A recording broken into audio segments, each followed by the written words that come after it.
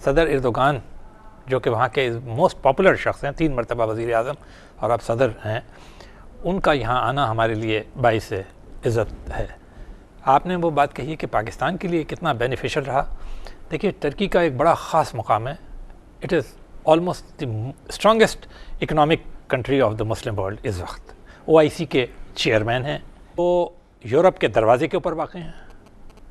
और आपको मालूम है माइग्रेशन, वो जो माइग्रेंट्स जो बहरे रोम में जा रहे हैं, वो फिर मिडल ईस्ट के मामलात के अंदर आपके जो असरात अब ज़ाहिर हो रहे हैं, ख़ास तौर पे जितनी आप दिलचस्पी ले रहे हैं इन मामलात में, तुर्की ने जितना इनरोड किया है वो आपको मालूम ही है। तो अगर इन सारे हवालों को देखा जाए तो तुर्की का पाकिस्तान आना बहुत ही अहम है। और ख़ास तौर पे अगर इस हवाले से देखा जाए कि अभी ये जो आपने आइसोलेशन का जिक्र किया है, तुर्की ने बड़े सिग्निफिकेंट रोल्स प्ले किए हैं पाकिस्तान के। अफ़गानिस्तान के मामले में आपको मालूम होगा कि सैफ अरीक़ी जो वो है उसमें तुर्की शामिल है। अफ़गानिस्तान के सिलसिले में मुसलसल जो कॉन्फ्रेंसेस वगैरह होती रही हैं, तुर्की उन्हें होस्ट करता रहा है। जब अफ़गानिस्तान और पाकिस्तान के दरमियान डिफरेंसेस बहुत ज़्यादा वाज़ेह होने लगते थे और अफ़गानिस्तान का रवैया जो था वो बड़ा जारहाना और इल्ज़ामात की वो बौछार करने लगते हैं, तो तुर्की ने उसके अंदर हमेशा बड़ा मीडिएटरी रोल प्ले किया। और मीडिएटरी मैं नहीं कहूँगा, बल्कि मैं ये कहूँगा कि पाकिस्तान की उन्होंने साइड ली। इसी तरह OIC के इजलास के अंदर आप देखें ना, ये तो अब जाकर हमने फोकस किया है कश्मीर के ऊपर। पिछले साल तो ये सारी तहरीक नहीं चल रही थी। तो आप ये देखिए कि उस वक्त गुज़िश्ता साल जब इजलास हुआ, उस वक्त उन्होंने कश्मीर के ऊपर आपके लिए हक़ में करारदाद मंजूर करी, और वो वाहिद एक फोरम है इंटरनेशनल जिसके अंदर ये करारदाद मंजूर हुई। तीसरी बात यह है कि ट्रेड के पॉइंट ऑफ व्यू से टर्की जो है बड़ा, मैंने आपको बताया ना, बहुत ही स्ट्रॉन्ग कंट्री है पूरे मुस्लिम वर्ल्ड के अंदर। तो पाकिस्तान और टर्की का ट्रेड जो है वो बहुत उस तरह नहीं है। हम लोग जो ज़ुबानी बात करते हैं, एक्चुअली हम इसमें मैं समझता हूँ ये हमारा एक फिनोमेना है। आपने देखा होगा चीन हमारा बहुत करीबी दोस्त है, ट्रेड के अंदर ना होने के बराबर रजिस्ट्रेशन है। जिसको भी हम बहुत करीबी दोस्त कहते हैं उसके साथ कोई ट्रेड नहीं करते, कोई इस किस्म के लिंक्स कायम नहीं करते। तो इसमें मैं समझता ही हूँ कि शायद पाकिस्तान का फॉल्ट ज़्यादा है, तुर्की का नहीं है, क्योंकि तुर्की ने तो बिल्कुल अपने आप को ओपन किया हुआ है। तो इस तरह सदर एर्दोगान का यहाँ आना और इतना हर मामले के अंदर आप देखिए, उन्होंने हर मामले में पाकिस्तान को सपोर्ट की। कश्मीर के मामले हो या दहशतगर्दी का मामला हो, हर मामले में उन्होंने कहा कि हम पाकिस्तान के साथ बिल्कुल। तो इतनी ज़्यादा एक ही सारी जो अरब दुनिया है, यानी सारा अरब वर्ल्ड जो है, उसके साथ उसके बहुत अच्छे ताल्लुकात हैं, ईरान के साथ उसके बहुत अच्छे ताल्लुकात हैं। तो सारे लोगों के साथ ताल्लुकात हैं। अगर थोड़ा बहुत अगर ये जो अफ़गानिस्तान और ये जो है बांग्लादेश, इनके साथ भी ताल्लुकात उसके अच्छे हैं। उन्होंने तो मंजूर करवा ली, कंसेंसस की करारदाद मंजूर कराई ना। बांग्लादेश ने भी कोई उस वहाँ मना नहीं किया, अफ़गानिस्तान ने भी वहाँ उस फोरम के ऊपर मना नहीं किया। तो तुर्की हमारे लिए बहुत अच्छा रोल प्ले कर सकता है, चाहे कोई भी चीज़ हो, ट्रेड हो या ये सियासी और सिफारती मामलात हों, यूरोप से हों या अमेरिका से हों। और आपको मैं बता दूं, आपको जब पाकिस्तान के ताल्लुकात अमेरिका से ऊंच नीच के अंदर जाने लगते हैं या यूरोप से जाने लगते हैं, तो कहीं ना कहीं तुर्की का पॉजिटिव रोल जो है वो होता है। होगा कि ऑटोमन एम्पायर के ज़माने में भी टर्की का जो इन्फ्लुएंस था वो यहीं इंडिया की सरहद पे आके ख़त्म होता था। बाकी तमाम इलाके जो थे वो उसके सूबे थे। तो गालिबन मैं ये नहीं कहता कि कोई रिवाइवल जैसे कि वो उन पर इल्ज़ामात लगाए जा रहे हैं कि वो ऑटोमन एम्पायर का, लेकिन उनके जहन में ये बात बिल्कुल है कि टर्की यहाँ तक पहुँच सकता है। और यहाँ पर फिर आपको एक और बात बता दूँ, टर्की बहुत स्ट्रॉन्ग मिलिट्री और नेवल फोर्स है इस्लामी दुनिया के अंदर, और उसकी बड़ी अहमियत है। पाकिस्तान के उनके साथ बड़े क्लोज रिलेशन रहे मिलिट्री के लिहाज से, क्योंकि हमारे पास भी वही इक्विपमेंट है अमेरिका का जो उनके पास है। हमने उनके साथ बिल्कुल जॉइंट ट्रेनिंग्स वगैरह भी बहुत की हैं, हमारे लोग बहुत जाते थे। तो ये भी एक तरह से हमारा मुश्तरका मफाद मैं कहूँगा। तो उन्होंने वाज़े तौर पे यानी एक तरह से ये कहा है कि जो हमारे दोस्त हैं वो तो इस फतहुल्लाह गुलन के ख़िलाफ़ होंगे, जो हमारे दोस्त नहीं हैं वो इसका साथ देंगे।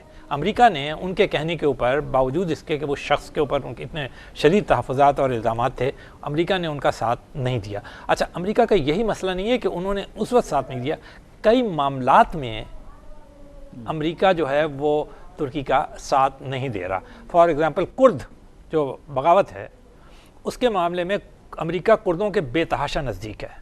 और उनको फुली सपोर्ट करता है। वो जो उनकी फ़ौज वगैरह है, पेशमर्गा वगैरह, उसको भी वो फुली सपोर्ट करता है। और कुर्द जो हैं वो मुसलसल इनके ख़िलाफ़ बगावत में हैं और तुर्की बराबर अमेरिका से को इस बात का यानी इल्ज़ाम क्या खुल के बता रहा है कि आप इनको सपोर्ट कर रहे हैं और ये हमारे ख़िलाफ़ एक्शन। ये देखें ना, इसमें अमेरिका का बड़ा अजीब सा रोल है। जो तुर्की की अपना बॉस्फोरस के ऊपर होना, यूरोप के उसमें ये माइग्रेंट्स का इशू चल रहा है जिसकी वजह से ख़ुद यूरोप भी बहुत बेतहाशा परेशान है।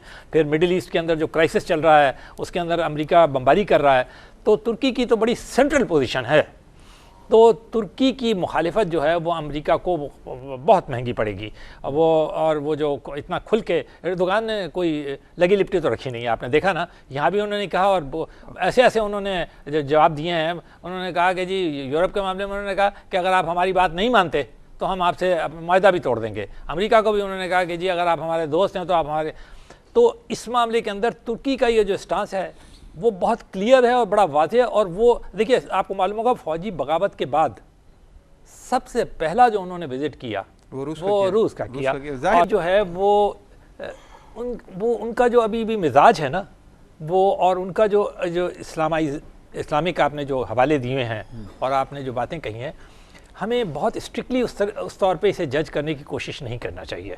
इसलिए कि फिर हम जो हैं वो एक उसमें प्रॉब्लम में मुब्तला हो जाएंगे और हमारी एक्सपेक्टेशंस जो हैं वो बहुत ज़्यादा हो जाएंगी। क्योंकि टर्की का जो जोग्राफिकल लोकेशन है वही ऐसी है कि वो इसको इस बात की इजाज़त नहीं देती कि वो इस खत्ते के अंदर बने। देखिए वजह ये है ना कि आपने जैसे अभी जिक्र कर रहे थे आप कि वो यूरोपियन इकोनॉमिक कम्युनिटी के अंदर तो बहुत ज़्यादा ख्वाहिशमंद है और इस सिलसिले के अंदर बड़ी फोर्सफुली इस बावजूद इसके, और उन्होंने यूरोपियन इकोनॉमिक कम्युनिटी की जो टर्म्स एंड कंडीशंस हैं उनको भी माना। और उनकी नाराज़गी ही ये है कि बावजूद इसके कि हमने आपके टर्म्स एंड कंडीशंस माने, आप फिर भी, और फिर अभी उन्होंने जो ये मर्केल के साथ जो मुआहदा किया है माइग्रेंट्स के सिलसिले में, इसके अंदर एक बड़ा वाज़ेह जो पॉइंट है वो ये है कि जो टर्की के लोग हैं उनको इस बात की इजाज़त होगी कि बग़ैर वीज़े के वो यूरोप में जाएं और जितनी बड़ी तादाद में जाना चाहें। तो इम्तिज़ाज हैं। और ये एक बात तो ये है तय है कि आप देखें ना, इस्तांबुल ख़ुद जो था वो एक यूरोपीय शहर था और यूरोप के जो की तहज़ीब के जो असरात हैं वो ना सिर्फ ये कि कमाल अतातुर्क के बाद बहुत ज़्यादा महसूस हुए, लेकिन अगर उससे पहले भी अगर आप देखें उनका रहन सहन, उनके अपने वो जो सुल्तान थे उन्होंने भी उसी टाइप की बिल्डिंग्स और वो बहुत अडॉप्ट की, उस टाइप का कल्चर अडॉप्ट करने के अंदर उन्होंने बड़ा यानी वो किया है। तो उनको वो कभी ये नहीं भूल पाते और या ना भूलते भी नहीं हैं, और शायद मेरे ख्याल से उन्हें भूलने भी नहीं चाहिए कि वो उतना ही यूरोपियन हैं जितने के वो मशरक़ी हैं यानी एशियाई हैं। तो इस रोल को वो रिनाउंस कभी नहीं करेंगे और हम अगर चाहेंगे भी तो वो ये नहीं हो सकेगा। लेकिन ये है कि एक काम ज़रूर हो सकता है, वो ये है कि टर्की का जो इस वक्त जो स्टांस है, जो जिस किस्म का वो मीडिएटरी रोल प्ले करने की कोशिश कर रहा है, ख़ास तौर पे अफ़गानिस्तान के मामले में, पाकिस्तान के और उनके बड़े पुराने ताल्लुकात हैं हर रजीम के अंदर, चाहे वो मिलिट्री रजीम रही हो पाकिस्तान में और या टर्की में मिलिट्री रजीम रही हो, ताल्लुकात बहुत ये मजबूत रहे हैं और बड़े बिरादराना पाकिस्तान, और इसमें कोई दो राय नहीं हो सकती कि पाकिस्तान के और तुर्की के अवाम एक दूसरे के बहुत करीब। बहुत शुक्रिया।